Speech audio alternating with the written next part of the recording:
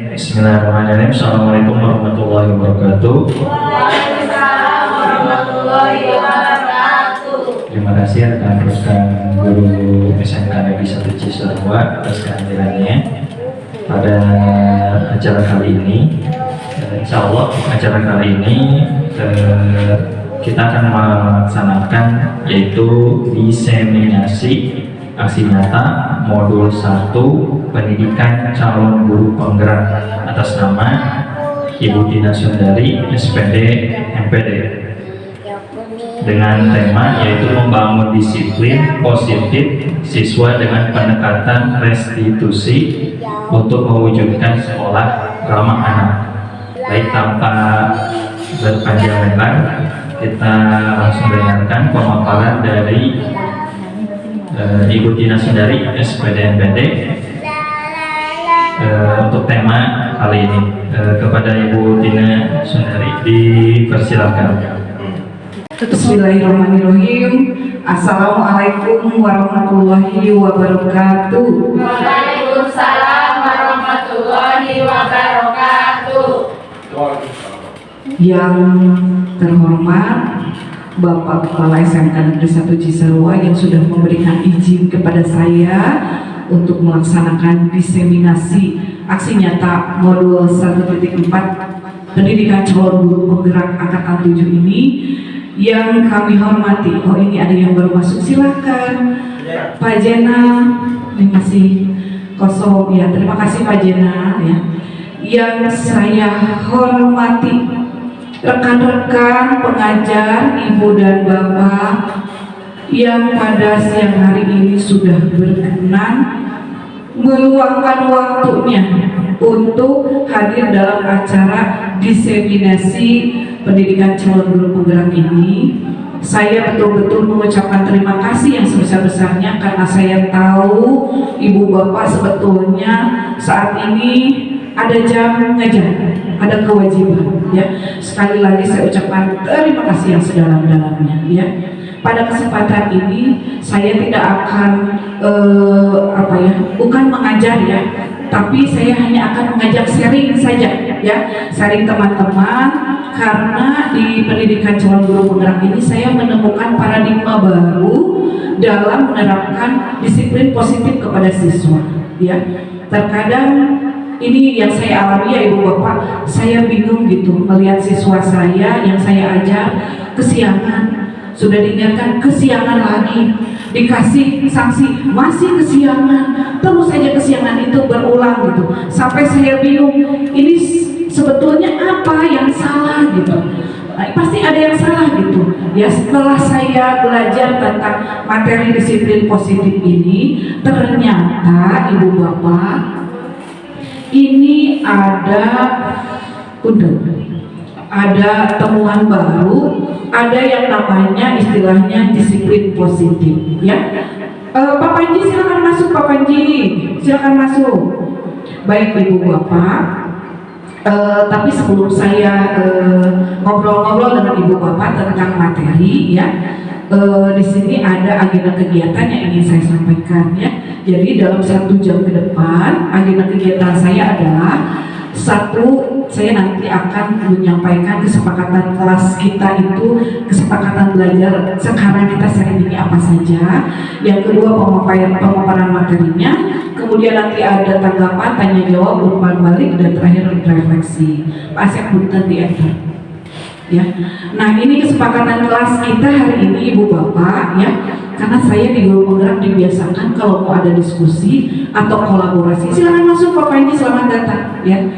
Itu di awal itu selalu menyampaikan dosen-dosen itu ada kesepakatan kelas, ibu bapak kita mau sharing, mau diskusi, tapi kita sepakat dulu ya supaya enak saat-saat belajarnya itu gitu ya.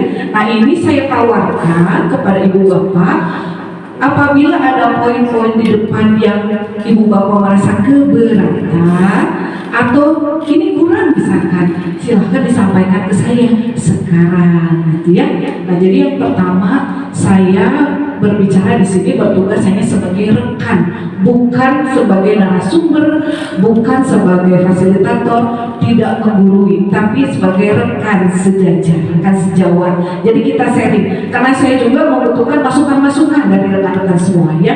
Yang kedua, mohon sekali untuk mengatur handphone dalam mode silent atau nada getar gitu ya, supaya kita lebih fokus gitu. Yang kedua, saya menghormati pendapat sesama rekan, mengikuti kegiatan dengan hati gembira, semua berkolaborasi aktif, dan mengacungkan tangan dulu jika ingin mengajukan pertanyaan. Begitu.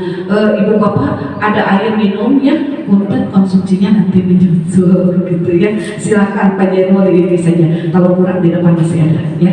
Nah ibu bapak ada yang keberatan nggak dengan ini kesepakatan kita hari ini ya? Nah mungkin ini juga nanti bisa diterapkan ya di anak-anak kalau mau ada pelajaran. Anak-anak sepakat nggak nih kita nih hari ini belajarnya caranya seperti ini gitu ya. Nah ini yang selalu diterapkan oleh para fasilitator instruktur di guru penggerak ya. Lanjut Pak Asep ya. Nah sebelum masuk ke materi, saya ada beberapa pertanyaan pematik ya, ada pertanyaan yang memancing gitu. Yang pertama, hukuman dapat mendisiplinkan anak. Setuju nggak ibu bapak? Setuju? Ada yang berbeda pendapatnya? Tidak. Ini karena belum makan siang ya, jadi lulus gitu ya. Setuju nggak ibu bapak bahwa hukuman dapat mendisiplinkan anak? Setuju ya. Yang kedua, pemberian hukuman dengan hal positif seperti membaca, hafalan surat-surat pendek, membersihkan kamar mandi dan sebagainya, itu dapat meningkatkan disiplin anak. Setuju nggak? Tidak. Iya bapak, apapun pendapatnya itu pasti betul gitu ya. Ada yang setuju, ada yang tidak ya? Oke, nanti kita lihat. Yang ketiga, memberikan penghargaan atau apa ya, semacam reward gitu ya, dapat meningkatkan motivasi belajar anak. Setuju ya? Setuju. Nanti kita lihat jawabannya ya. Oke, Pak Gani silakan masuk Pak Gani. Ya alhamdulillah ini ada 15 orang. Alhamdulillah jazakallah ya Allah, terima kasih ya. Nah ibu bapak, nanti sebelum kita memaparkan apa sih sebetulnya disiplin positif itu gitu ya. Nah dalam materi ini, dalam pertemuan ini ya, ada 6 materi yang akan saya sampaikan ya. Yang pertama disiplin positif dan nilai-nilai kebajikan. Yang kedua teori motivasi. Ketiga keyakinan kelas. 4 kebutuhan dasar manusia. 5 posisi kontrol. Dan yang terakhir adalah penerapan segitiga restitusi ya. Ini materinya. Apa sih restitusi? Mungkin kalau di guru BP ya Bu Mira pernah menerapkan ini? Belum, atau ini barang baru? Barang baru sama, saya juga mengetahui ini barang baru. Oh ternyata gitu ya, menerapkan disiplin positif itu. Baik, lanjut Pak Asep. Nah materi pertama adalah disiplin positif ya. Lanjut. Nah oke. Sebelum saya masuk ke materi, saya minta ya Pak Gani lah dengan Pak Haji untuk ke depan ya. Ke depan, nggak akan kasih hukuman ya, nggak, ke depan aja. Kita berdrama sedikit gitu ya, setengah episode gitu ya. Nah di situ ada A dan B, Anda dan teman Anda. Oke, dipayun. Kasih apa dong teman-teman?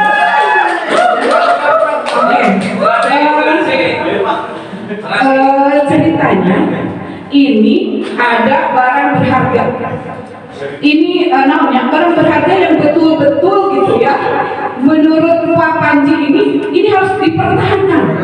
Tidak boleh sampai ada yang ngambil gitu ya. Ini digenggam oleh Pak Panji. Kemudian Pak Gani coba dengan berbagai cara untuk supaya Pak Panji membuka genggamannya ini, mau ngambil barangnya ya, supaya Pak Panji membuka ini. Silahkan dengan cara apapun Pak Panji mempertahankan ini.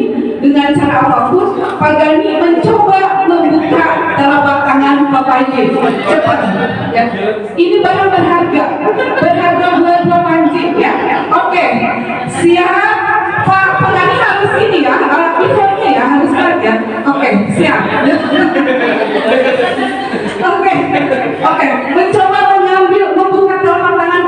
Oke, siap mulai. Aduh. Iya, mulai. Aduh, ini mau bicara gizi ya. Iya. Bapak bangga kalau kan bapak di depan aku, bapak lagi bermain peran Pak ini Pak. Baik, coba sekali lagi dengan berbagai cara supaya genggamannya terbuka. Ya. Ya, berbagai cara silakan. Kakak dikali-kali gitu. Silakan dengan berbagai cara. Iya.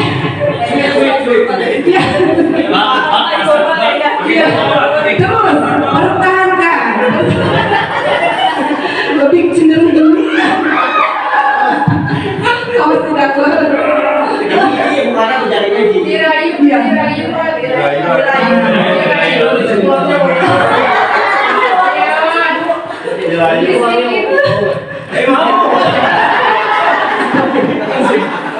Berhasil. Oke, kasih tepuk tangan dulu dong.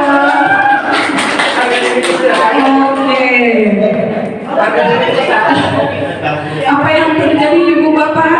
Ada perjuangan nggak dari Pak Panji untuk mempertahankan? Ada, ya.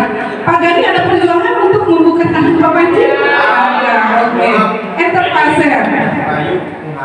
Oke, ya.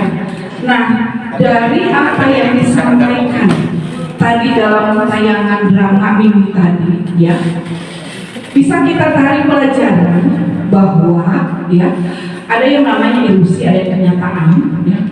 Ada ilusi bahwa guru itu bisa mengontrol murid, memaksa murid mematuhi aturan, ya, memaksa murid untuk menjalankan hukuman yang disampaikan oleh guru. Ini ilusi sebetulnya, ya, ilusi. Nah, kemudian ilusi lain adalah penguatan positif, efektif dan bermanfaat gitu, ya. Nah, kemudian kritik dan membuat orang merasa bersalah dalam penguatan karakter, ini semuanya hanya ilusi. Jadi kalau misalkan murid gitu, ya, dan dananya ke sekolah itu tidak mencerminkan seorang murid, terus kita kritik habis-habisan gitu. Kamu ke sekolah kok nggak bawa gelang gitu? Kamu lain murid gitu, ya. Nanti jangan dipakai ya. Saat itu mungkin dilepas oleh anak, tapi besok mungkin dipakai lagi gitu, ya. Jadi sebetulnya ada hal yang memang tidak bisa kita kontrol gitu, ya. Kecuali kesadaran disiplin itu muncul dari dalam diri siswa tersebut gitu, ya. Nah, kemudian ada ilusi juga bahwa orang dewasa memiliki hak untuk memaksa. Itu tuh hanya ilusi, ya. Karena dengan dipaksa itu tidak merubah tindakan siswa, ya. Nah, enter passer. Nah, sekarang saya mau tanya, menurut Ibu Bapak disiplin itu apa sih? So, menurut Pak Ustadz, disiplin itu apa, Ustadz? Disiplin itu adalah keteraturan dalam melakukan sesuatu yang menjadi kebiasaan. Oke, good, ya, bagus. Keteraturan dalam melakukan sesuatu yang menjadi kebiasaan. Menurut Bu Gita, disiplin itu apa? Dengan dua kata aja boleh. Dengan dua kata aja boleh. Menaati aturan. Oke, menurut Bu Pipi, disiplin itu apa? Taat hukum, taat aturan. Mengikuti aturan. Oke. Mengikuti aturan yang berlaku, mematuhi aturan, ya. Baik, ya.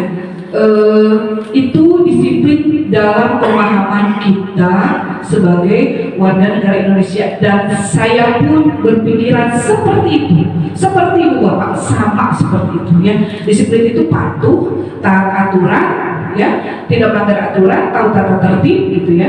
Nah, itu pasti. Nah, dalam budaya Indonesia itu kurang lebih sedikit, ya.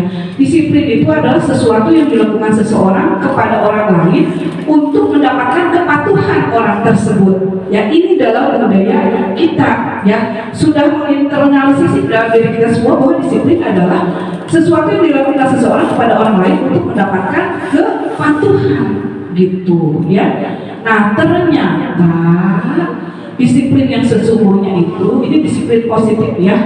Makna disiplin bisa dilihat Ibu Bapak di sebelah pojok kiri bawah adalah belajar kontrol dengan menggali potensi kita agar tercapainya tujuan mulia, yaitu seseorang menjadi seseorang yang kita inginkan berdasarkan nilai-nilai yang kita hargai. Maksudnya nilai-nilai yang harus dipatuhi itu sudah ada di dalam diri siswa itu, gitu ya. Jadi bukan disuruh oleh orang lain terus patuh, tapi justru dia melakukan misalkan tertib bangun pagi, tertib antri, gitu ya, tertib belajar, menjaga tugas, menjaga PR, itu karena dia menganggap ada nilai yang harus digali dalam dirinya, gitu ya. Saya harus tampil, saya harus pinter, saya harus tertib, gitu. Dan itu bukan diminta oleh orang lain untuk patuh, tapi nilai-nilai itu sudah dihargai di dalam dirinya masing-masing, gitu. Nah itu yang disebut disiplin menurut Dr. William Glasser, ya. Lanjut Pak Asep.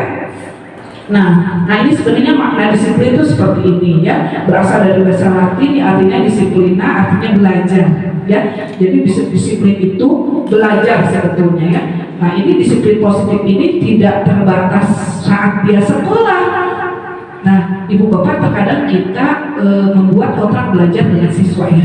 Kalau kontrak belajar, berarti kalau dia belajarnya di sini sudah selesai, berarti kontraknya habis, terus dia tidak disiplin lagi, gitu ya.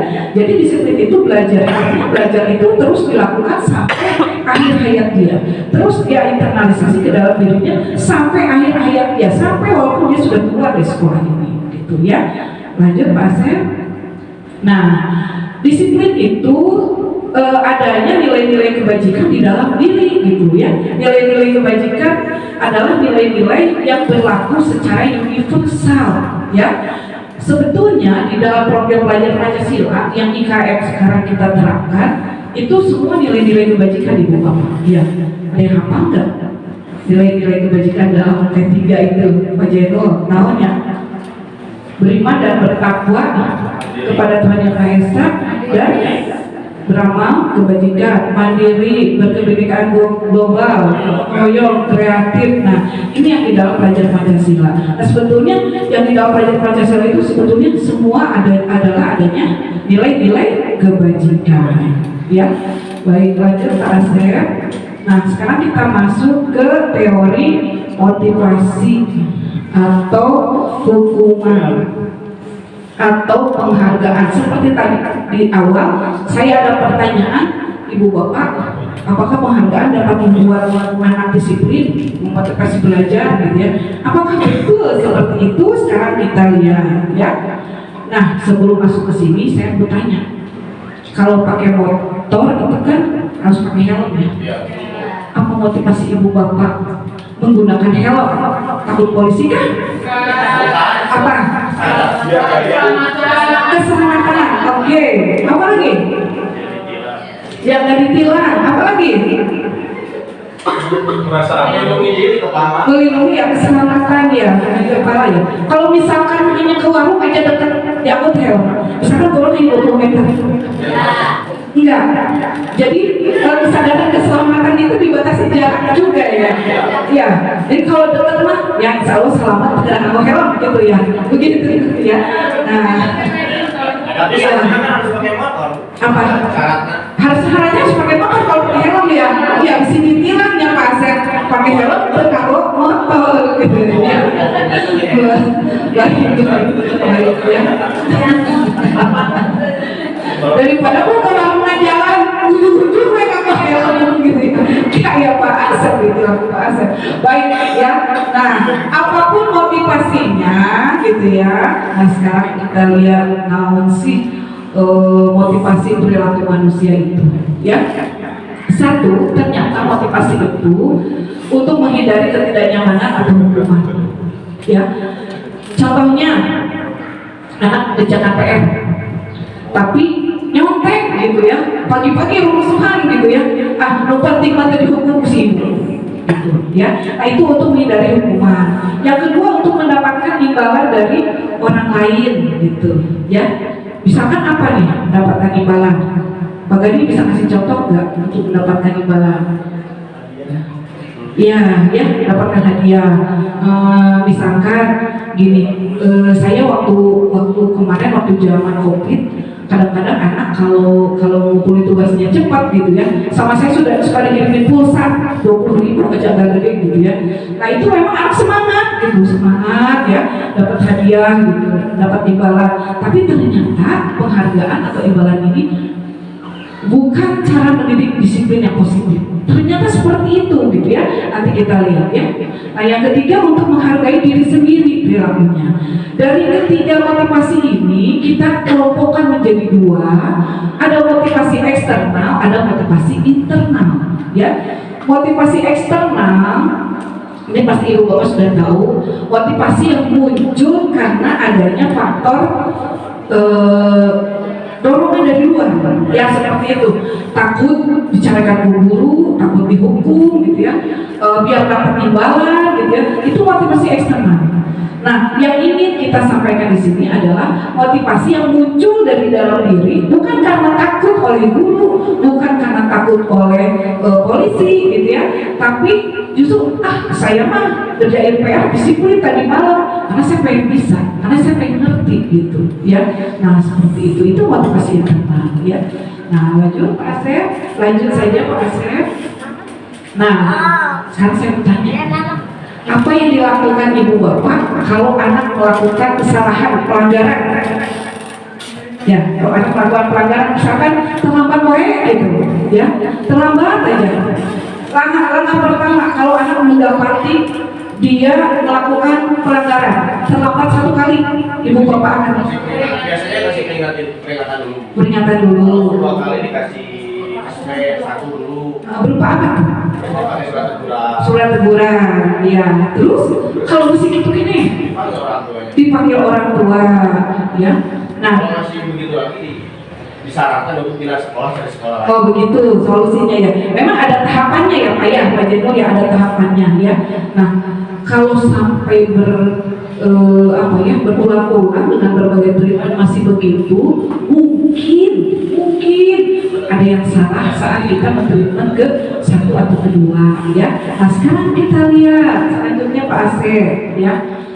Nah di sini ada yang ada soal ya. Sebelum kita bahas, saya ingin mengajak ibu bapak, ayo kita mengisi ini. Pernyataan sebelah kiri, menurut ibu bapak, apakah itu termasuk hukuman atau konsekuensi? Ya, mencatat 100 kali dalam buku kalimat saya tidak akan terlambat lagi karena terlambat ke sekolah, itu hukuman atau konsekuensi? Hukuman. Bagus. Lari mengelilingi lapangan basket 2 kali karena terlambat hadir di sekolah, hukuman. Murid diminta push up 15 kali karena tidak menggunakan masker waktu pandemi kemarin, hukuman. Menggantikan kertas tugas teman yang telah dicoret-coret, konsekuensi. Good. Membersihkan tumpahan air di meja tulis karena tersenggol saat belajar, konsekuensi. Murid disuruh mengenakan sepatu seharian karena tidak menggunakan sepatu. Murid disuruh untuk menanggalkan sepatu, itu maksudnya ya, karena tidak menggunakan sepatu hitam. Konsekuensi. Yakin? Konsekuensi. Oke. Lari mengelilingi lapangan basket 2 kali karena terlambat 10 menit untuk pelajaran PJOK, hukuman. Jadi sama dengan yang di atas ya ibu bapak. Kalau ada yang konsekuensi karena ada sebab akibat. Ya, oke. Sekarang kita lihat dulu penjelasannya, Pak Asep. Oke. Nah, ini kata kuncinya. Ternyata indikatornya ini Bu Bapak ya, perbedaan hukuman dan konsekuensi ya. Hukuman adalah sesuatu yang menyakitkan harus terjadi dan biasanya ini sifatnya paksaan. Didasarkan karena insidental gitu, memberikannya itu tidak ada acuan dan sebagainya, mendadak itu insidental. Misalkan kamu terlambat terus ambil 15 kali ya, itu tidak ada acuan baru yang memang harus diterapkan, sanksinya itu apa gitu ya. Nah itu hukuman ya. Oh iya, enggak ya. Sesuatu yang menyakitkan harus terjadi, membuat anak sakit fisik maupun hati untuk jangka waktu yang lama. Anak akhirnya membenci kedisiplinan, adanya paksaan, mendorong anak menyakiti diri sendiri, itu hukuman. Konsep diri yang buruk, jadi adanya konsep diri yang buruk terhadap anak. Oh, orang teh berarti salah besar ini sampai harus disuruh mosrek kalau mandi sendiri gitu ya, padahal saya cuma terlambat gitu. Nah, karena mendapatkan hukuman ya, anak belajar menyembunyikan kesalahan, akhirnya anak tidak jujur karena takut dihukum gitu ya. Ketiga, adanya rasa marah karena anak merasa dipermalukan ya. Nah, beda dengan konsekuensi ibu bapak. Kalau konsekuensi itu adalah sesuai itu memang harus terjadi. Ini lebih baik, nanti ada yang lebih bagus lagi, lebih ideal lagi tingkatannya dibanding konsekuensi adalah restitusi ya. Kita lihat nanti restitusi itu apa ya. Nah, konsekuensi sesuatu itu harus terjadi, kemudian membuat anak merasa tidak nyaman dalam jangka waktu pendek. Kalau hukuman beda ya, jangka waktunya lama ya. Anak menghargai disiplin, adanya stimulus dari guru dan tanggapan dari siswa, mendorong anak mudah menyesuaikan diri, kemudian adanya munculnya konsep diri yang baik, anak belajar mematuhi peraturan, anak kehilangan hak, tidak dibuat nyaman, merasa diasingkan secara sementara. Tapi ini tidak jalan dalam jangka waktu yang lama seperti sifatnya hukuman ya ibu bapak ya. Oke, nah ini yang membedakan antara hukuman dan konsekuensi ya. Satu hal yang menjadi ciri pembeda yang paling utama adalah kalau konsekuensi itu ya, anak itu kita ajak mematuhi peraturan karena peraturannya itu memang sudah jelas gitu ya, ada dalam kesepakatan disiplin yang diterapkan oleh sekolah. Tapi kalau hukuman ini lebih cenderung anak itu guru itu memberi hukuman itu insidental, di mana maunya guru itu gitu ya. Misalkan begini, kamu terlambat murilingan lapangan 4 kali gitu ya sebelum belajar, padahal itu bukan pelajaran olahraga gitu ya, tidak ada korelasinya dengan pelajaran saat itu. Nah, itu hukuman ya. Nah, ini yang membedakan perbedaan hukuman dan konsekuensi. Sekarang kita lihat pembahasan yang tadi Pak Asep. Nah ya, tadi sudah betul sekali dari pembahasan ibu bapak yang atas itu hukuman, kemudian mengganti kertas tugas teman yang dicoret-coret diganti, itu konsekuensi. Membersihkan tumbuhan air itu konsekuensi. Hanya tadi yang terakhir, lari mengelilingi lapangan basket 2 kali dengan terlambat 10 menit untuk pelajaran PJOK, ternyata ini bukan hukuman tapi konsekuensi. Karena sebelumnya guru olahraga mungkin dengan siswanya sudah menerapkan. Nanti konsekuensinya kalau terlambat, karena kan memang berada di lapangan ya, ada korelasinya dengan pelajaran saat itu gitu ya. Nah, itu konsekuensi bukan hukuman ya. Tapi kalau misalkan rutin anak terlambat, tiba-tiba suruh push up 20 kali, itu jelas hukuman gitu ya. Nah, lanjut Pak Asep. Nah, sekarang tadi yang dari pertanyaan pemantik, apakah kalau anak diberi penghargaan atau reward itu bisa meningkatkan kedisiplinan gitu ya? Nah, ternyata yang saya alami ibu bapak waktu zaman COVID, saya tuh memberikan pulsa sebagai reward yang anak itu mengumpulkan tugasnya tepat waktu gitu ya. Itu tidak membuat anak itu di kemudian hari selalu tepat waktu, enggak gitu ya.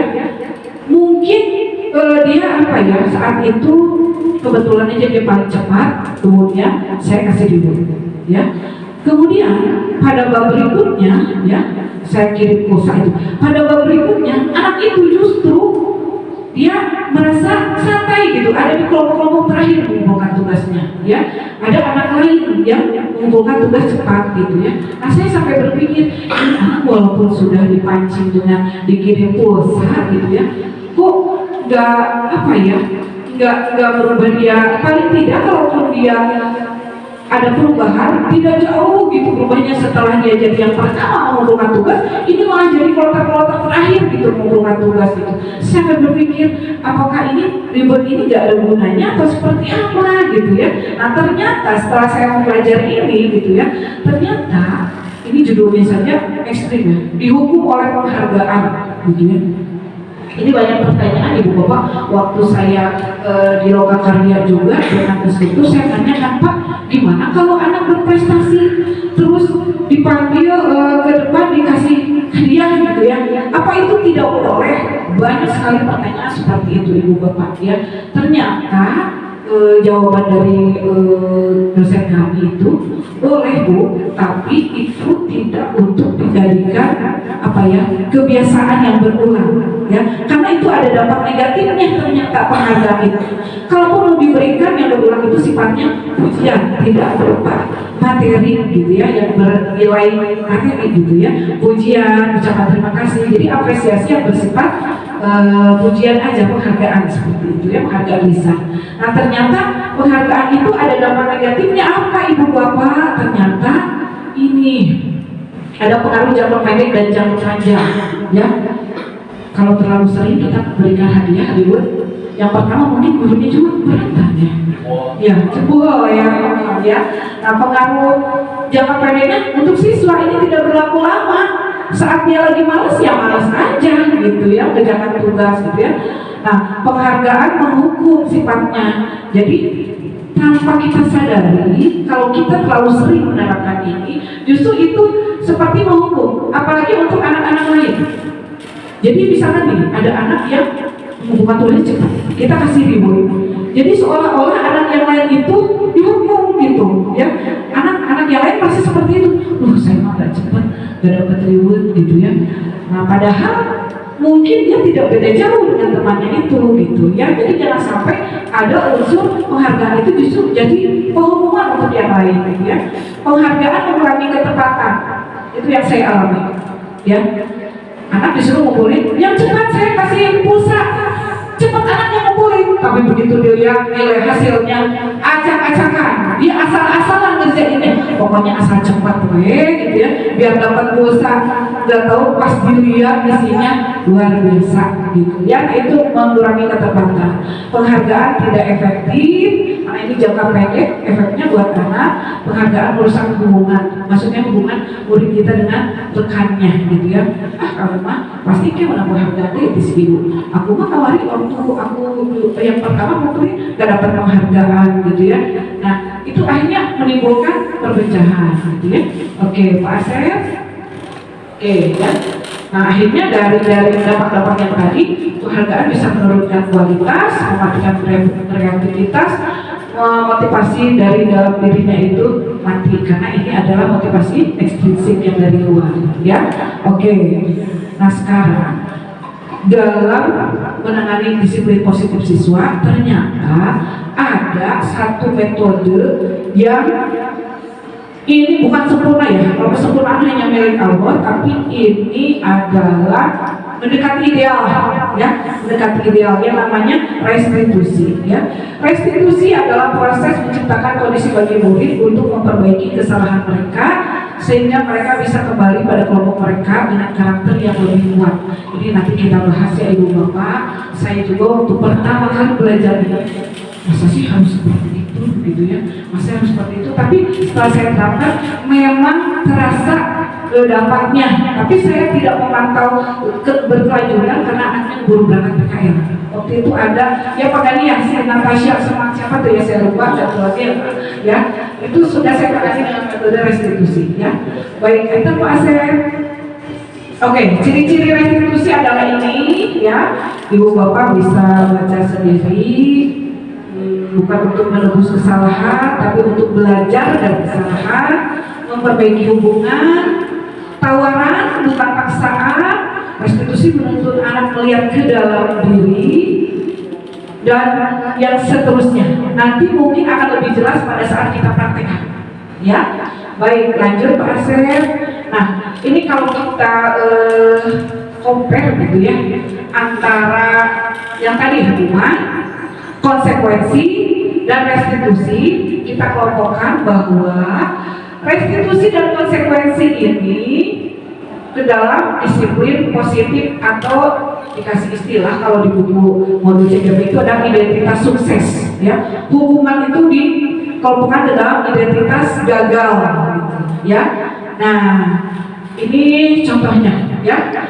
Dalam identitas gagal atau penerapan hukuman ya, itu sesuatu yang menyakitkan akan terjadi pada diri siswa ya, secara fisik atau secara batin di hatinya dia, ya, mentalnya siswa ya.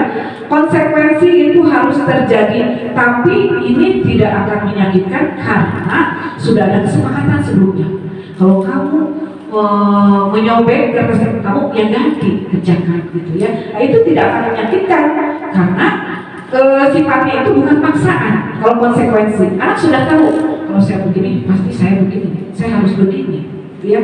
Misalkan anak apa ya Pak Jeno, kalau di kesiswaan itu misalkan anak nggak pakai sepatu hitam gitu ya, pertama peringatan, kedua mungkin anak akan dikenakan sanksi melepas sepatu gitu dalam waktu 1 jam gitu ya. Nah, anak tidak akan sakit karena dia udah tahu itu sudah disepakati dari awal gitu ya. Yang ketiga restitusi merupakan pilihan ya. Jadi bukan berarti begini, so kayak nama kamu mau pakai sepatu hitam putih ya pakai sepatu warna, bukan begitu Ibu Bapak ya. Tapi pilihannya nanti seperti apa kita lihat ya. Baik, lanjut Pak Asher. Oke, nah ini ada keyakinan kelas ya, ada keyakinan kelas. Tapi sebelum masuk ke keyakinan kelas, oke, jangan dulu, lanjut aja Pak.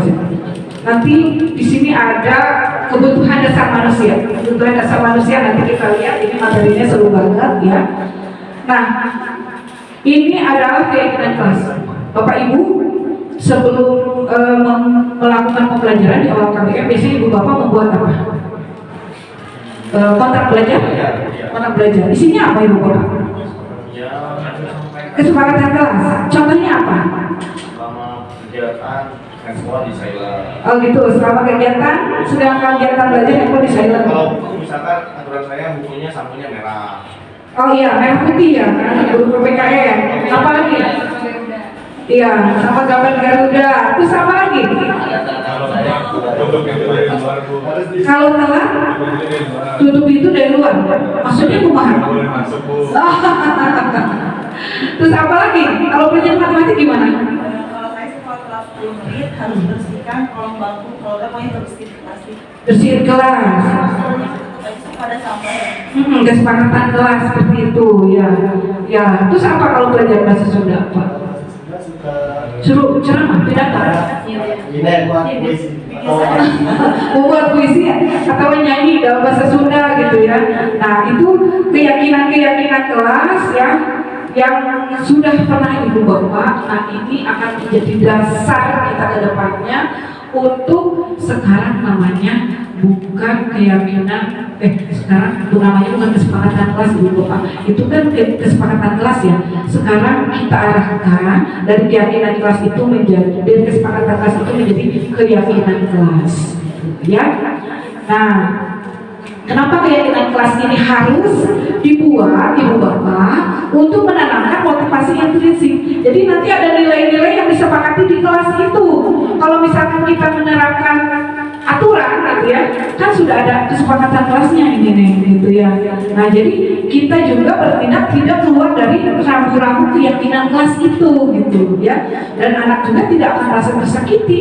Ini sudah kita yakini sebagai keyakinan kelas kita gitu ya. Harapannya Ibu Bapak nanti untuk kedepannya di awal pelajaran, apalagi yang Ibu Bapak wali kelas gitu ya, sebelum melakukan pembelajaran, hayu kita buat keyakinan kelas ya. Gimana caranya buat keyakinan kelas? Nah, enter Pak Asep.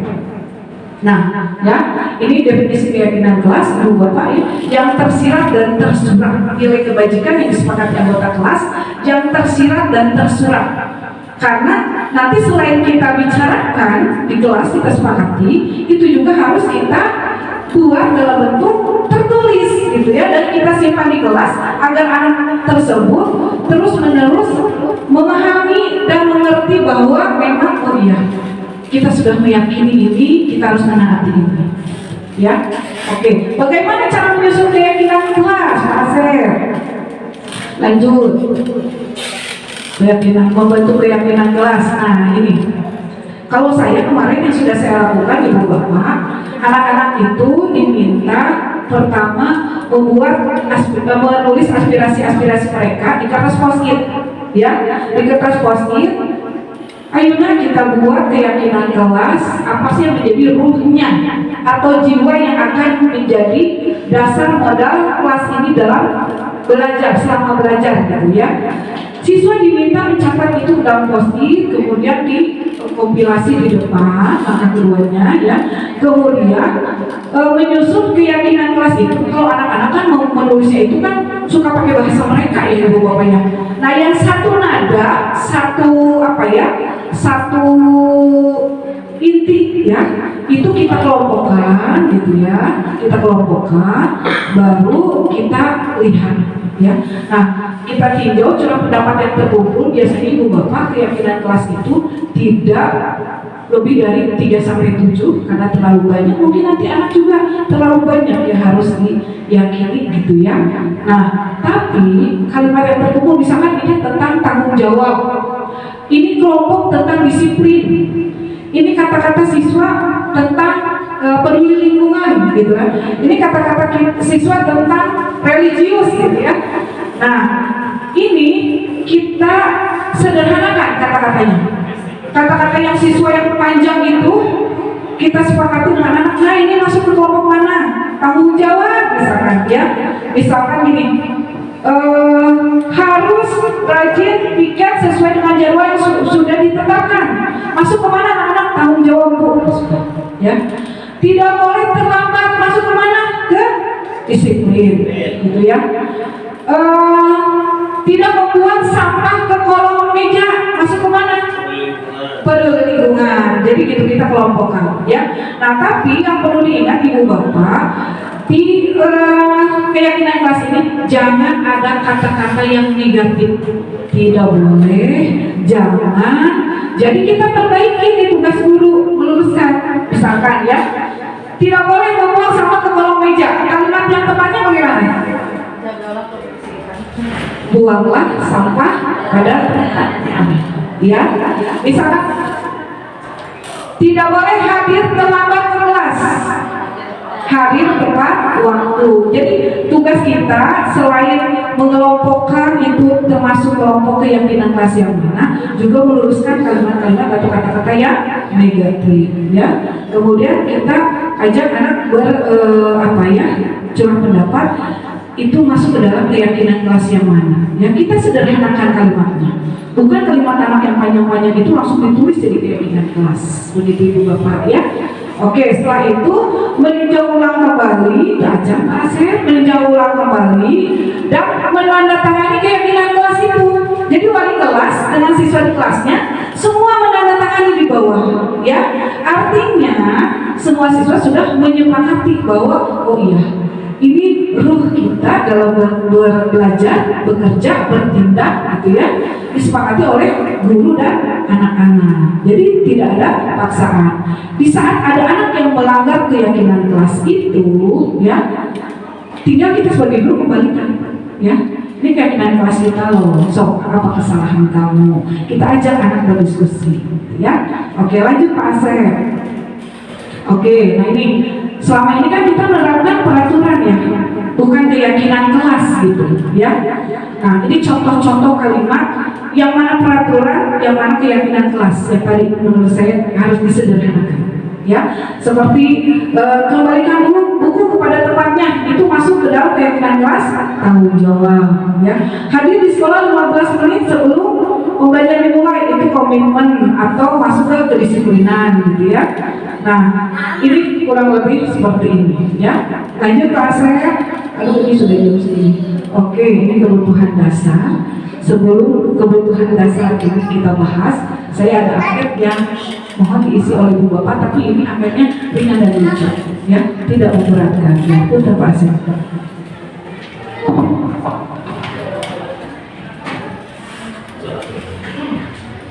Nanti pokoknya gantian aja ya Ibu Bapak ya. Oh iya, Mas. Ya, apa lagi? Ini pokoknya ya, bareng-bareng aja. Kalau lagi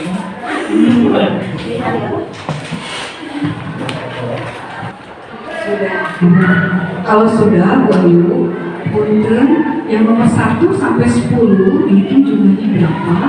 Masukkan di kolom yang bawah. Nomor 11 sampai 20 masukkan kolom bawah, ada kolom 2 gitu. Karena itu nanti ya ada artinya ya, ada maknanya. Yang nomor 1 sampai 10 dulu Pak Ustadz. 1 sampai 10. Hitung cepat saja. 1 sampai 10, 11 sampai 20, 21 sampai 30, 31 sampai 40. Iya, skornya dihitung, ditulis di bawah. Ya, mungkin untuk cepat ya, yang rumahnya beberapa, 3 nya ada. Ya.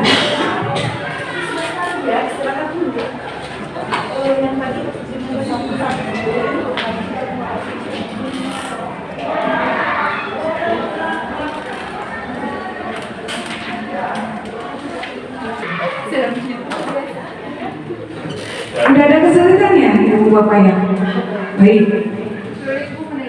nomor 4 Cina siapa? PBB. Sudah ya Ibu Bapak ya? Sudah selesai ya? Pak Asep cepat sekali ini mengerjakannya. Jujur dia. Tanpa beban. Itu yang ada pertama. Ibu Bapak, kenapa saya meminta Ibu Bapak mengisi angket ini untuk mengetahui sebetulnya apa yang menjadi kebutuhan dasar kita yang nanti tentunya harus dipenuhi. Nah ini begitu pun juga terhadap anak-anak ya Ibu Bapak. Jadi sebelum kita menerapkan satu tindakan untuk membagikan disiplin positif, kita harus tahu dulu kebutuhan dasar anak itu apa saat melakukan pelanggaran. Apa kebutuhan dasar dia yang tidak terpenuhi sampai melakukan pelanggaran, ya? Nah, Ibu Bapak kita lihat di sini ternyata kebutuhan manusia ini kita ada 5, ya.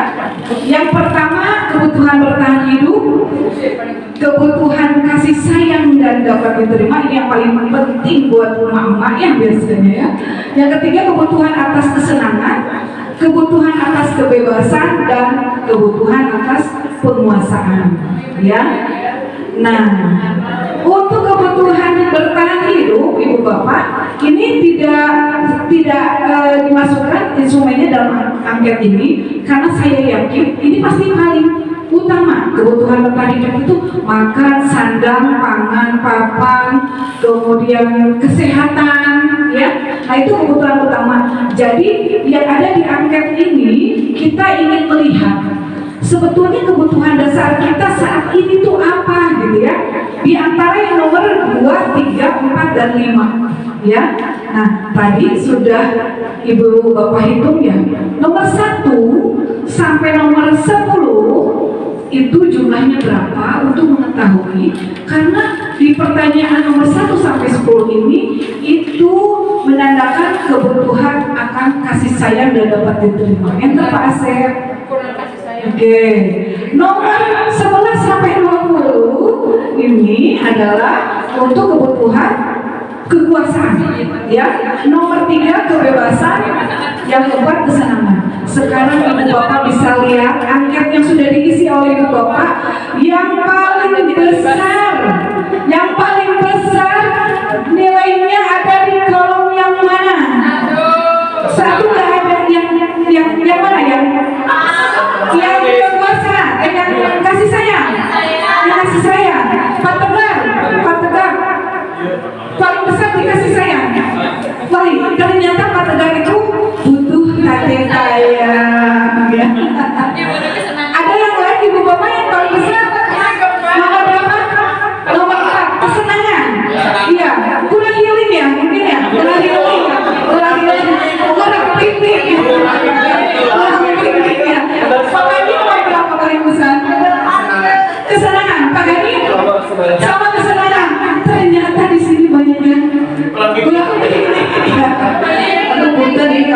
kalau di sekolah ya, ini memang kebutuhan yang merasa masih kita butuhkan saat ini gitu ya. Ya, ibu bapak kan mengisinya tanpa beban ya, apa adanya yang memang ibu bapak butuhkan saat ini. Nah ternyata dari rekan ini yang butuh tadi tayang fotokan aja. Ada udah juga butuh tadi tayang. Butuh tadi tayang, oke. Bu Mira, Bu PK apa kebutuhan dasarnya saat ini? Ternyata ada yang berbeda, boleh dong. Kan tergantung kondisi keadaan kita, butuhnya apa kebutuhan dasar kita saat ini. Ya, ternyata sebagian besar adalah butuh ini. Ya, baik. Ya, nggak ada butuh kali lagi nggak ada. Oh, harus tadi. Iya, butuh tadi tayang. Oh, kesimpulannya ke situ ya. Mencari pilar itu ya. Ya, baik ibu bapak. Tapi nanti mohon akhirnya dikumpulkan di saya ya. Nanti untuk lampiran ya, laporan. Pak Asep sendiri apa Pak Asep? Kebebasan. Tuh, ternyata kita ada empat ini loh, ya jenis kebutuhan. Protes wae ya. Nggak bebas Jadi Pak Asep butuh kebebasan. Menurut saya butuh mendesain kebebasan. Betul. Kayaknya mungkin kalau diterangkan ya bukan ya Pak Asep ya. Baik ibu. Butuh kebebasan. Yang butuh tadi tayang 3 orang, yang butuh kekuasaan 1 orang, yang lainnya butuh sama. Kayaknya saya juga kemarin mesti butuh kesenangan gitu ya. Gak tahu kenapa kita butuh healing memang ya, jujur ya. Oke, baik, selanjutnya Pak Asep. Nah, materi 5 adalah tentang posisi kontrol guru jalan selanjutnya gitu ya. Baik, ternyata posisi kontrol guru ini ada 5 menurut si Dian Gosen ya, bukan GoFood ya, tapi Gosen ya. Dian Gosen menyatakan bahwa dalam bekerja posisi kontrol guru itu ada 5. Yang pertama adalah sebagai penghukum, kedua sebagai pembuat orang merasa bersalah, ketiga sebagai teman, keempat sebagai pemantau, dan yang paling ideal yang kita harapkan, mudah-mudahan kita bisa mencapai di tahap ini, yaitu sebagai manajer ya, sebagai penghukum. Ini ibu bapak mungkin kalau baca seperti ini agak kurang jelas. Sekarang kita langsung ke slide berikutnya Pak Asep. Ada kasus gitu ya. Nah ini ya. Ada guru mengeluarkan kata-kata seperti ini. Saya kecewa sekali dengan kamu. Nah, ini membuat orang merasa, emang maksud kita mungkin ingin menyentuh perasaannya ya, ingin menyentuh perasaan murid gitu ya. Ibu udah capek-capek datang pagi, kamu kan kabar rangan wae, cik atuh tekanunya ke ibu, padahal ibu jalan ke sini 40 kilo gitu ya. Sebetulnya kita mungkin maksudnya ingin menyentuh perasaan siswa gitu ya, tapi ternyata ini kita salah. Kita posisi kita saat ini sebagai pembuat orang merasa bersalah. Ya karena segini ya. Mungkin saat itu dia merasa kasihan dan bertekad ingin memperbaiki dirinya, jangan terlambat. Tapi tidak untuk kemungkinan itu akan diulang lagi terlambatnya, gitu ya. Nah kemudian kamu tidak pernah benar melakukannya, gitu ya. Ini sebagai guru menjudge seorang anak, gitu ya. Anak selalu salah, ya. Ayolah lakukan demi ibu, misalkan wali kelas anaknya ada yang mengadukan dari beberapa guru, si Eta di kelas enggak bisa terlambat wae. Sepangga tuh, karena kan emang karakternya dekat dengan muridnya. Terus karunya tuh ke bapak, katanya sok bagus gitu kan. Itu sebagai teman gitu, ya. Nah yang ketiga sebagai pemantau, ya. Sebagai pemantau ini menilai, mengawasi, ya. Misalkan ini catatannya di buku kehadiran, kamu tuh udah terlambat sekian kali, ya. Berarti bintang kamu turun nih, dari bintang 5 akhirnya bintang ke biru ya, karena kamu terlambatnya udah 10 kali gitu misalkan. Dan bintang 7 brilliant gitu. Ya. Baik. Nah, ini yang terakhir, kamu selalu yang paling terakhir di datangnya. Jadi aku tuh dijudge gitu ya. Kamu mah terakhir yang tugas teh, wajar kalau ibu berevaluasi. Nah itu sebagai penghukum. Yang paling ideal adalah sebagai manajer, artinya anak diberi kesempatan untuk menyampaikan apa sih yang menjadi kebutuhan dia, ya. Nah, bagaimana kamu bisa menyelesaikan masalah ini? So, kalau kamu begini terus, menurut kamu bagaimana kamu menyelesaikan masalah ini? Biar kamu nggak terlambat terus, so bagaimana? Apa yang akan kamu lakukan? Gitu. Jadi anak diajak berbicara, diminta pendapatnya, keinginannya apa, rencananya dia apa, ya. Lanjut Pak Asep. Nah, itu nanti ada contoh soal ya Ibu boleh, ada contoh soal. Kita masuk dulu ke sini. Penerapan restitusi ini kalau menurut ahli disebut sebagai segitiga restitusi karena ada 3 tahapan. Ya, ada 3 tahapan, ada gambarnya juga kalau nggak salah Pak Asep ya. Coba di enter. Nah ini, makanya disebut penerapan segitiga restitusi itu seperti ini. Ya, langkah pertama adalah menstabilkan identitas. Yang bawah Ibu Bapak, yang bawah, kalau ada anak melakukan kesalahan, kita stabilkan dulu identitasnya. Jadi pertama, kita tidak menjudge anak itu salah, tidak langsung menjudge anak itu ya pasti memang karakter kamu mungkin terlambat lain gitu ya. Jadi kita rumahnya kalau dalam istilah Islam tuh husnuzon dulu, kita stabilkan dulu identitasnya. Pasti ada suatu alasan sampai dia melakukan itu, ya. Jadi kita nggak menjudge dulu, kita stabilkan dulu identitas dia yang salah, kemudian validasi kebutuhan. Tadi yang kebutuhan dasar itu, ada anak yang mabal, ya. Kita jangan langsung menjudge, kamu memang yang kabur wae gitu ya. Nah, justru kita tuh harus mencari, bertanya ke anak, sebenarnya anak itu pernah butuh apa, butuh perhatian atau butuh penguasaan atau apa gitu ya. Kita tanya dulu gitu ya, kita validasi dulu. Yang ketiga adalah menanyakan keyakinan, bagaimana supaya kekurangan kamu ini, kebiasaan kamu jalan ini tidak akan terulang lagi. Menurut kamu harus gimana gitu ya, kurang lebih seperti itu. Baik, lanjut Pak Asep. Nah ini untuk menstabilkan identitas ini sebetulnya saya juga waktu awal-awal agak keberatan ya Ibu Bapak, tapi setelah dipraktekkan ternyata memang ada perubahan pada diri anak itu ya. Nah, langkah pertama menstabilkan identitas ya, bisa dilakukan dengan guru berkata ini, nah buat salah itu memang manusiawi gitu. Atau Ibu juga pernah berbuat salah, atau emang gak ada sih manusia yang sempurna gitu ya, walaupun dalam hati kita gitu ya, ya udah PR tak ada dikerjakan gitu ya, tapi kita berkeyakinan pasti ada satu alasan di balik itu ya. Seperti anak yang waktu itu Ibu tangani ya, Pak Gani, kelas OTKP itu, anak pagi-pagi itu pada perempuan kalau masuk kelas pasti terlambat, sampai ada beberapa guru yang menurunkan ke wali kelasnya. Saya konsultasi ke wali kelasnya, boleh nggak Pak Angga saya ngobrol dengan anak itu, diizinkan. Ternyata tergali alasannya, anak itu ternyata mohon maaf yang satu memang tidak punya ibu yang menyediakan makanan di rumah, jadi dia tinggal hanya dengan ayahnya. Jadi pagi-pagi itu dia ngurus sendiri, dan pada saat datang ke sekolah dia pasti ke kantin dulu beli gorengan. Nah itu yang membuat dia terlambat. Bu, udah lapar, Wogi, tar ayah kak mama, pagi-pagi mau sekolah gak ada sarapan, akhirnya saya harus ke kantin dulu beli gorengan atau beras atau apa gitu. Nah itu yang sering terlambat gitu ya. Yang satu alasannya apa, saya waktu lupa ya.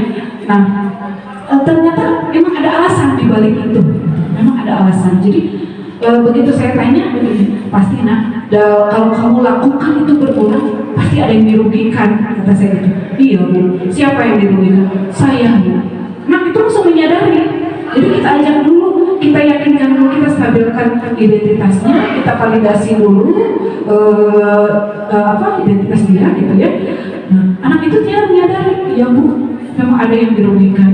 Saya Bu yang paling dirugikan, saya ketinggalan pelajaran, saya juga tidak dekat dengan teman-teman. Akhirnya teman-teman juga menyalahkan saya gitu, karena pada saat belajar sering kita kesiangan terganggu oleh kita gitu. Anak betul-betul menyadari bahwa memang ada hal-hal yang negatif juga untuk dia gitu dampaknya. Nah itu ya. Nah itu bisa di sesi menstabilkan identitas gitu ya.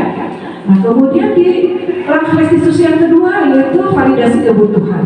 Nah misalkan dengan pertanyaan ya, kamu pasti punya alasan ya menolong ibu wae gitu ya. Kenapa melakukan itu ya? Boleh ibu bapak sambil kita catat gitu ya. Oh ternyata anak ini begini gitu ya alasannya gitu ya. Dan pasti kalau kita telusuri pasti ada latar belakangnya pasti ya. Nah kalau kata yang pertama itu saya tidak pernah menggunakan ibu bapak ya, takut anak kepancing.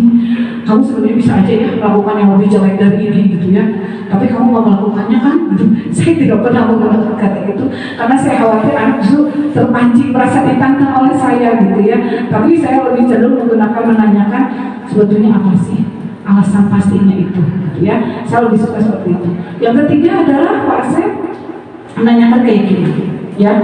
Nah seperti contoh yang saya yakin sih sebetulnya di sini ibu bapak pada intinya ada yang sudah menerapkan ini, pada intinya ada yang sudah menerapkan ini gitu ya. Walaupun menahan hati gitu ya, gregetan gitu ya, ini anak di treatment berkali-kali. Nah ini pun ibu bapak waktu itu saya menanyakan kepada instruktur gitu ya, Pak misalkan kita sudah melakukan langkah restitusi ini 1 kali tapi anak masih begitu, apa yang harus kita lakukan? Lakukan lagi dengan treatment atau validasi yang berbeda gitu ya.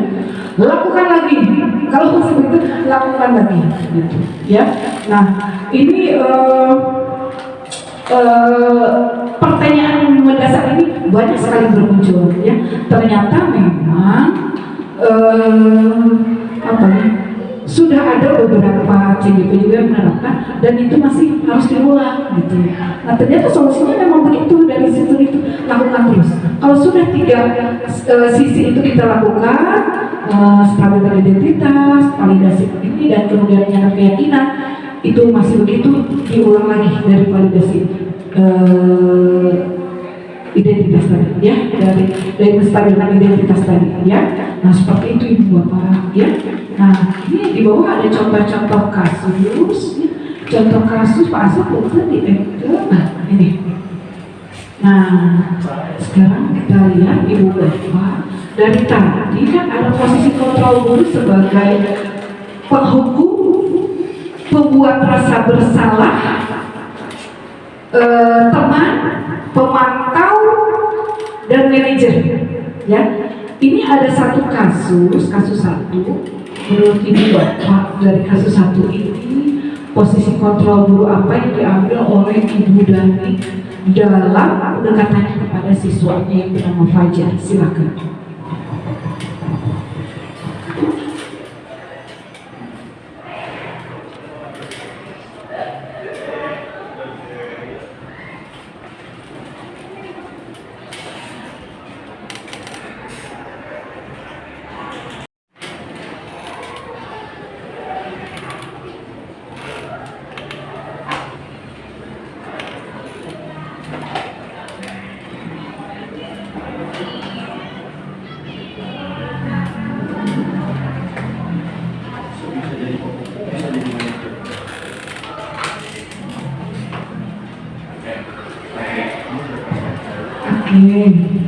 Jangan lupa kalau jadi manajer itu ada 3 langkah restitusi yang sudah dilakukan.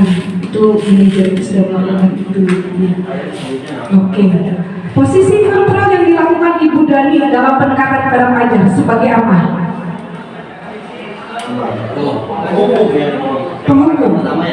Penghukum. Maju ke depan gitu ya. Bisa sebagai penghukum. Apa itu beliau memberikan konsekuensi? Penghukum ya? Posisi kontrolnya sebagai penghukum. Oke. Ada lagi yang lain? Bisa sebagai penghukum, bisa juga sebagai? Enggak, posisi kontrol ada yang 5 itu tadi. Pembuat rasa bersalah. Dari kata yang mana? Gimana kamu Fajar, kamu tidak kasihan sama ibu ya? Ya, sudah capek-capek mengajarkan kamu, tidak kasihan sama ibu? Ya, itu pembuat rasa bersalah. Yang di atas sebagai penghukum posisinya, ayo maju ke depan, suruh mengerjakan tugas ya. Makanya jangan tidur-tiduran. Iya, makanya jangan tidur-tiduran. Sebagai penghukum juga bisa. Iya. Ada sebagai pemantau nggak di situ? Mengawasi terus. Yang tidak ada sebagai teman ya? Tidak ada sebagai teman? Tidak ada sebagai manajer di situ ya? Oke ya, bagus. Berarti Ibu Bapak sudah membedakan 5 posisi kontrol dulu ya. Membaca sikap pajar, kira-kira kebutuhan apa yang diperlukan oleh pajar. Tadi yang 5 itu ya, kebebasan, penguasaan, kesenangan, nonton jadi itu kasih sayang, kesenangan, penguasaan, dan kebebasan. Kira-kira dengan sikap pajar seperti itu, kebutuhan apa yang diperlukan pajar saat itu? Kasih sayang bisa ya? Kasih sayang mungkin perhatian dari orang tuanya kurang, ya bisa aja. Kemudian kebutuhan apa? Kesenangan.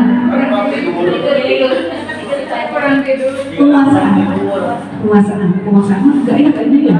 Dia tidak ingin menguasai satu keterampilan atau pengetahuan gitu enggak ya. Jadi kesenangan, kasih sayang, kebebasan gitu ya. Kesenangan benar ada di sini, kebutuhan si pajar. Iya, mungkin jenuh ya. Iya, kadang-kadang juga kalau ada anak ini mah sedang belajar dengan saya ya, Jo kak toilet gitu ya. Itu kayaknya bukan ingin membuang pipis, membuang rasa bosan kayaknya. Ya, seperti itu ya. Nah, apabila Ibu Dani mengambil posisi pemantau, apa yang akan dilakukan atau dikatakan olehnya? Kalau dia sebagai pemantau atau pengawas, tadi kan yang muncul sebagai penghukum dan pembuat rasa bersalah. Kalau jadi pemantau, apa yang sebaiknya yang akan dikatakan oleh gurunya itu, oleh Ibu Dani?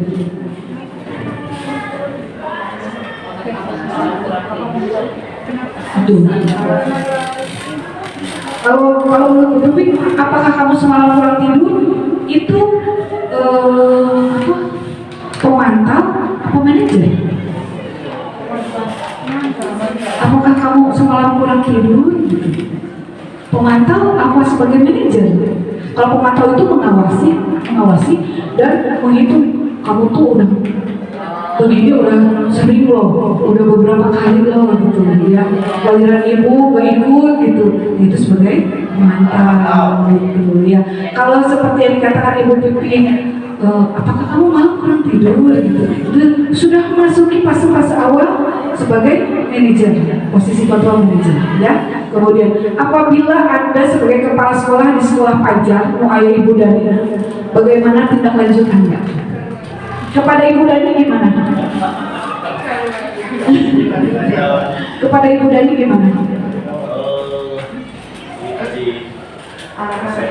Nah, Ibu Dani mungkin dikasih dulu kan? Iya, mungkin ya Ibu Bapak kalau di kepala sekolah akan ngobrol dengan Ibu Dani, diberi inspirasi ya, inovasi baru tentang adanya restitusi ya, oke. Kasus 2 Pak Asep, contoh kasus 2. Nah, Sabrina bangun terlambat terburu-buru sampai di sekolah, dia pun akhirnya sampai di gerbang, tapi baru menyadari kalau tidak menggunakan sepatu hitam seperti tertera di peraturan sekolah. Di depan pintu, Bapak Lukman perhatikan sepatu Sabrina yang berwarna coklat. Sabrina berusaha menjelaskan bahwa dia buru-buru dan salah mengambil sepatu. Pak Lukman menanyakan Sabrina, apa peraturan sekolah tentang seragam warna sepatu? Sabrina menjawab dan mengetahui bahwa harus berwarna hitam. Kamu terburu-buru dan salah mengenakan sepatu. Selain tidak mungkin kembali pulang karena rumahnya jauh, ya. Pak Lukman tetap bersikeras pada peraturan yang berlaku dan mengatakan, ya sudah, kamu sudah melanggar peraturan sekolah, kamu salah, sudah terlambat, salah pula pakai warna sepatunya, segera buka sepatu kamu. Kalau tidak bisa menggunakan warna sepatu sesuai aturan. Jadi si Sabrina diminta membuka sepatunya. Ya, kemudian Sabrina mohon maaf kembali ke Pak Lukman agar tetap bisa menemukan sepatunya dan berjanji tidak akan melakukan kesalahannya. Namun Pak Lukman tidak mau tahu. Tidak, kamu telah melanggar aturan sekolah, kamu tidak sanggup ambil sepatu rumah atau diantarkan sepatunya ke sekolah, ya sudah, kamu tidak bersepatu saja seharian di sekolah. Sekarang copot sepatumu dan silakan belajar tanpa sepatu seharian. Ya, oke. Menurut ibu bapak, ini pasti sepakat nih. Yang dilakukan oleh si Pak Lukman itu posisi kontrolnya sebagai apa?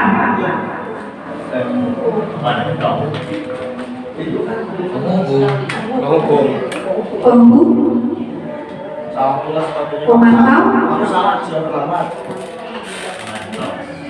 pemantau, penghukum. Bisa dua-duanya ya? Bisa dua-duanya. Betul. Ya. Coba lihat di situ ada seperti tertera di peraturan sekolah. Berarti itu sudah konsekuensi ya. Berarti di situ dia berperan sebagai pemantau. Tapi tindakan dia yang menyuruh Sabrina seharian di sekolah tidak pakai sepatu itu sebagai penghukum. Ya. Bisa di ya ibu bukan ditangkap ya. Baik, selanjutnya adalah Pak Asep Entel. Nah, bila Pak Lukman mengambil posisi manajer, apa yang akan dikatakan? Kalau Pak Lukman sudah sampai tahapan manajer yang menerapkan segitiga restitusi, kira-kira dia ngomongnya akan gimana?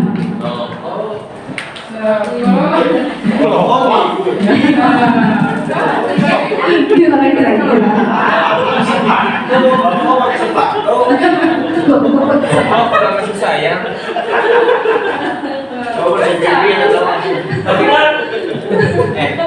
Nanti seksi sama tapi kan syukur loh. Ayo, kira-kira gimana kalau Pak Tegar jadi posisinya manajer? Sabrina, kalau sepatunya hitam. Kalau sepatunya tidak hitam, memang tidak punya warna hitam. Ya, terus? Ya udah. Gak mau nanya. Jawab dulu. Jawab dulu. Jawab dulu. Ya, kan. Saya jawab maaf Pak, saya nggak punya. Sabrina. Oh, nggak punya. Kenapa nggak punya? Aduh.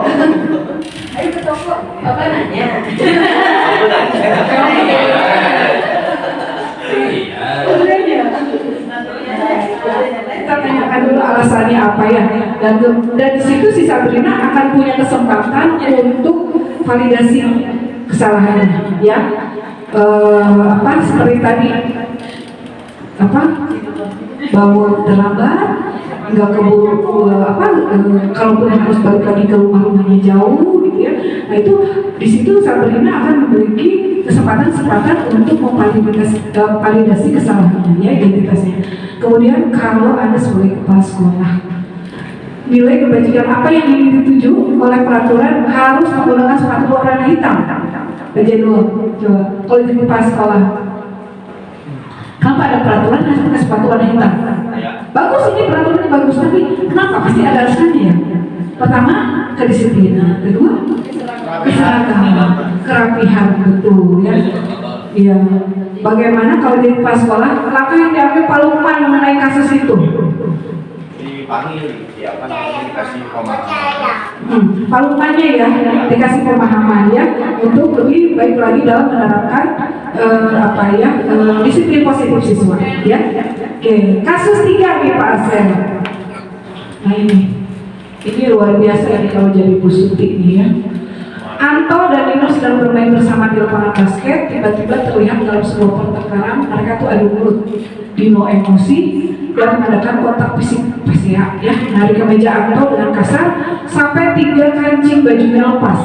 Saat itu guru pikir langsung melerai mereka dan membawa mereka ke ruang kepala sekolah Ibu Suti. Ibu Suti berusaha menenangkan keduanya, terutama Dino. Sepertinya kamu saat ini sedang marah sekali, kasih Dino ya. Dengar itu Dino pun mengalir bercerita tentang kesalahan hatinya. Ibu Suti melanjutkan bahwa membuat kesalahan hal yang manusiawi dan mempertahankan diri itu hal yang penting, ya. Nah, si Dino itu menyopor ke kancing si Anto, gitu ya.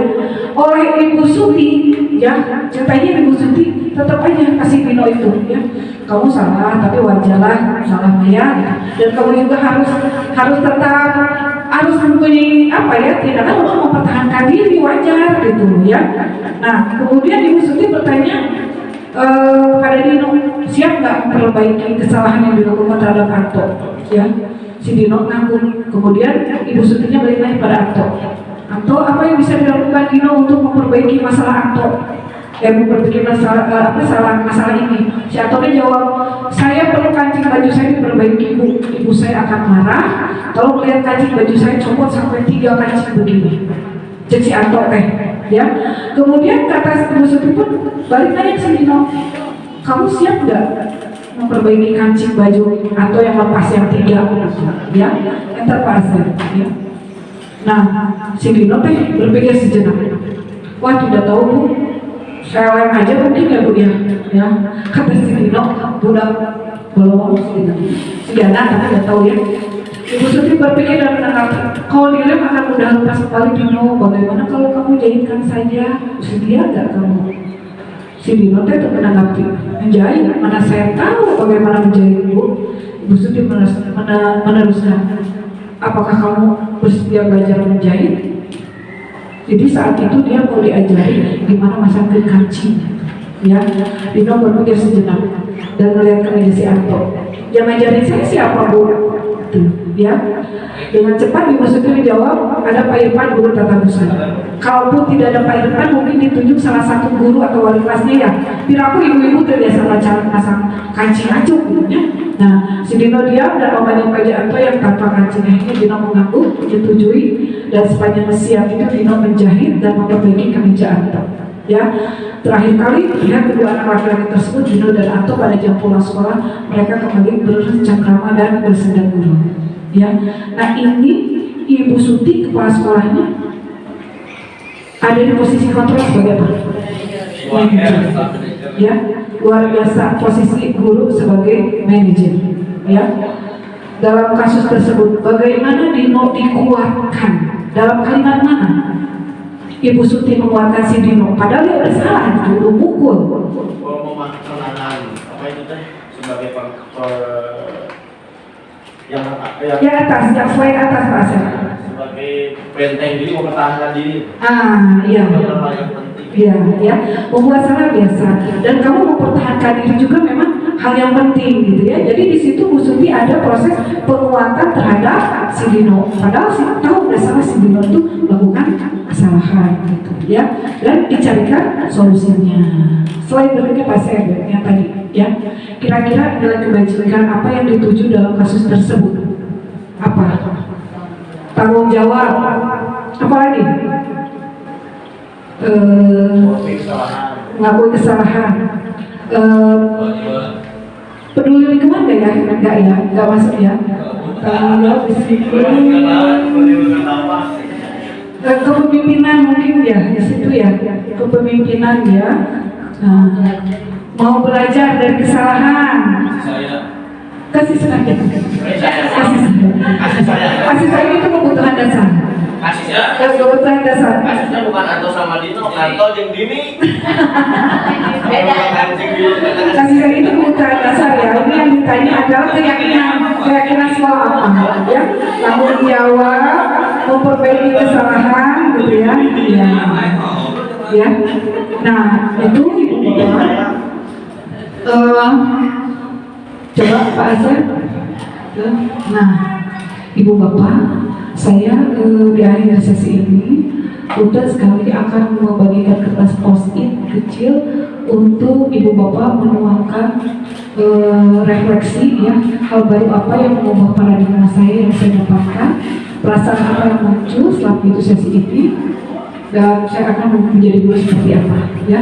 Nah Ibu Bapak ada di tas laptop Ibu Bapak, walaupun ini hal baru dan sepertinya menurut saya agak-agak masih bingung ya, apakah ini bisa diterapkan tidak gitu di sekolah kami, di sekolah kita gitu ya.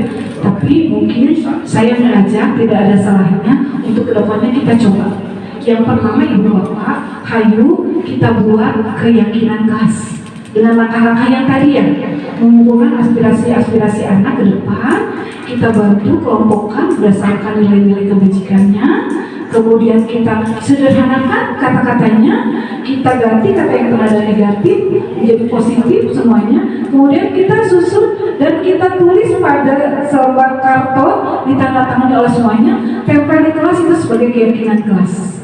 Hari kita mulai belajar membuat itu, kemudian kita juga mencoba menerapkan pendekatan restitusi ini dalam menangani siswa yang bermasalah. Ya, mudah-mudahan kita semua diberi kelancaran, kesehatan dalam menjalankan tugas sehari-hari. Ya, Ibu Bapak, terima kasih atas perhatiannya. Semoga apa yang saya sampaikan pada hari ini dapat bermanfaat buat rekan-rekan semua. Ya, untuk refleksi silahkan ditulis, kalimatnya bebas. Hanya mungkin ini sebagai panduan aja Pak Asep di depan. Ya, prosesnya kurang ya. Pak Asep belum dapat. Pemaji atau mas? Ya, masih ada kan di situ yang warna pink, ya, positnya, ya. Nah, silakan Ibu Bapak itu sebagai panduan untuk menulis refleksi, ya.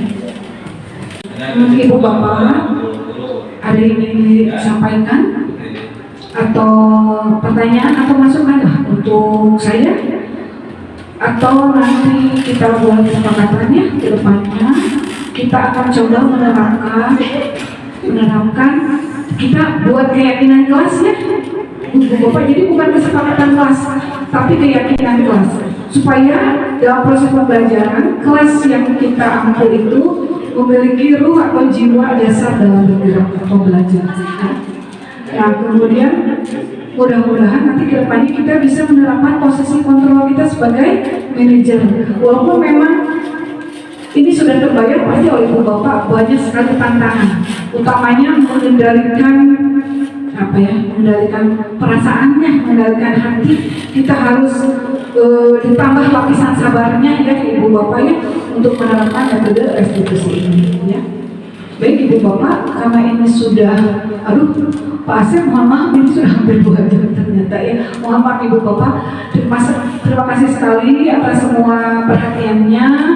Dan kalau tidak berkeberatan Pak Tegar, saya mohon untuk memimpin doa penutup. Mudah-mudahan majelis kita hari ini mendapatkan keberkahan dan membawa manfaat untuk kita semua ya. Silakan, siap dengan perangkatnya. Baik, Ustaz, baik.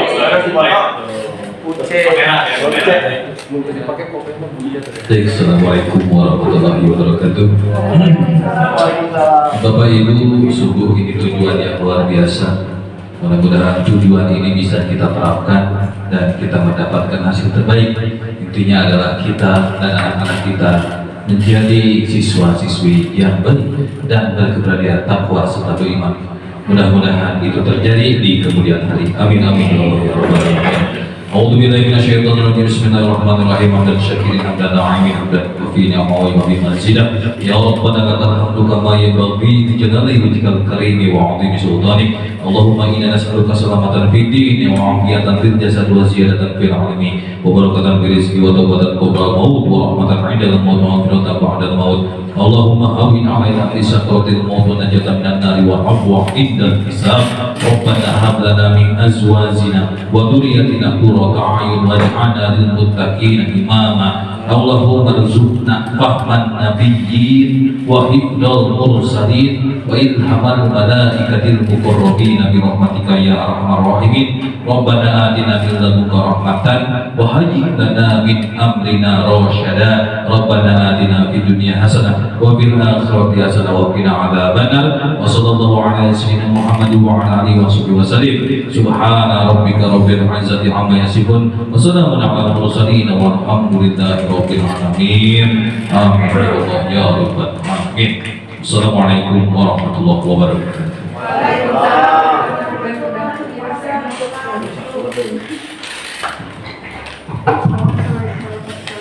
Baik, terima kasih pada Bu Dina atas pemaparan materinya. Sekali lagi, ini luar biasa ya. Tepuk tangannya bisa buat Bu Dina.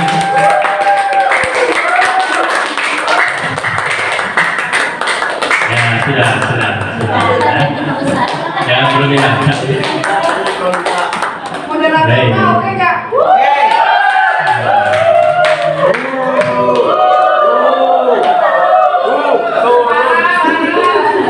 Oke, ya sudah, ini undangan selesai ya.